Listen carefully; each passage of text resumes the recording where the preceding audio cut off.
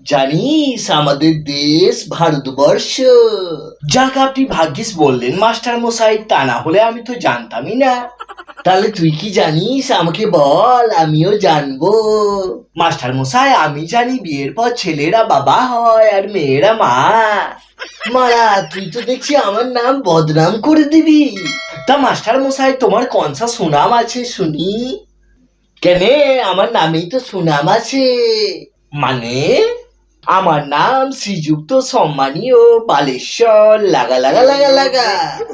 মারা এটা নাম না গোলদারি দোকানের ফদ্দ, ধরতে পারবেন না। দেখ তুই আমার নাম নিয়ে একদম মস্করা করবি না, এই বলে দিলুম তোকে।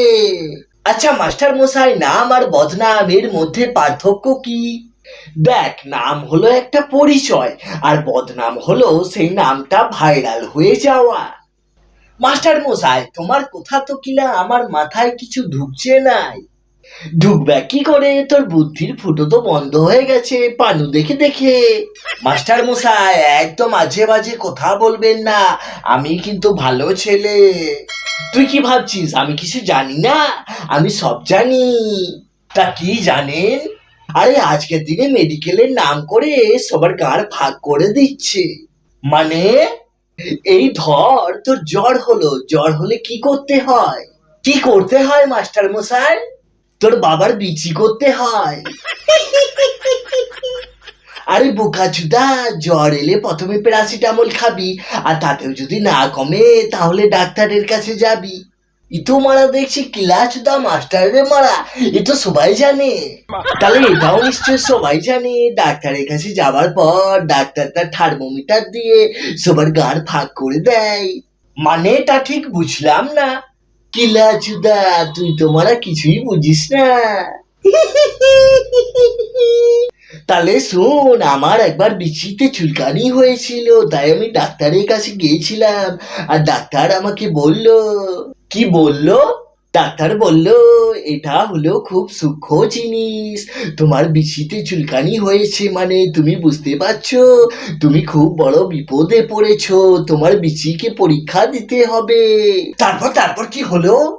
তারপর আমি মনে মনে ভাবলাম বিচি পরীক্ষা দিয়ে কি করবে, ওকে মাধ্যমিক পরীক্ষা পাস করবেন নাকি। তারপর ডাক্তার হাজার টেস্ট দিল, সেই টেস্টগুলো করাতে করাতে আমার গাঁড় ফেটে গেল। তারপর ফাটা গাঁড় নিয়ে ডাক্তারের কাছে গিয়ে আমি সব রিপোর্টগুলো দেখালাম। তারপর ডাক্তার কি বলল? ডাক্তার বললেন আমি যেটা ভেবেছিলাম সেটা তোমার হয়নি, তোমার হয়েছে চুলকানি। তুমি 10 টাকা দামি একটা চুলকানির মলম লাগাও, তোমার ঠিক হয়ে যাবে। এই ডাক্তার তো বড় বেদু ডাক্তার হে মাস্টার মশাই।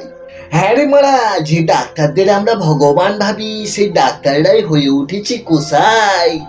এটা হলো একদম ঠিক কথা, তবে এমন ভাবে তো চলতে দেয়া যাবে না। তুই আমাকে বল, তুই কোন সা পাল ছিঁড়ে নিবি যেখানে সিস্টেমে বসে থাকা মানুষগুলো একে অপরের গাড়ে সুসুলি দিতে ব্যস্ত, সেখানে তোর মতো গরিব ছেলের কথা কে শুনবে? আরে শুনবে মাস্টার মশাই, শুনবে, সবাই শুনবে। যদি সিস্টেমটাকে পাল্টে দেওয়া যায় তাহলে সবাই শুনবে। এটা মন্দিরের ঘন্টা নয় রে মারা, যে ঘন্টা বাজছে নাই বলে পাল্টে দিলি। এটা হলো একটা লড়াই, এই লড়াইটা লড়ার জন্য দলিত পীড়িত গরিব বড় লোক হিন্দু মুসলিম শিখ সাই সবাইকে এক হয়ে লড়তে হবে। মাস্টার মশাই দেশ স্বাধীন হবার আগে তো সবাই একই ছিল, তবে দেশ স্বাধীন হবার পর ইংরেজটাই ঢুকিয়ে দেয় ভারতীয়দের মাথায় এই ভেদাভেদের খেলা। তাই তো এই ভেদাভেদের খেলা এবার করতে হবে শেষ, এক হয়ে লড়তে হবে, গড়তে হবে দেশ।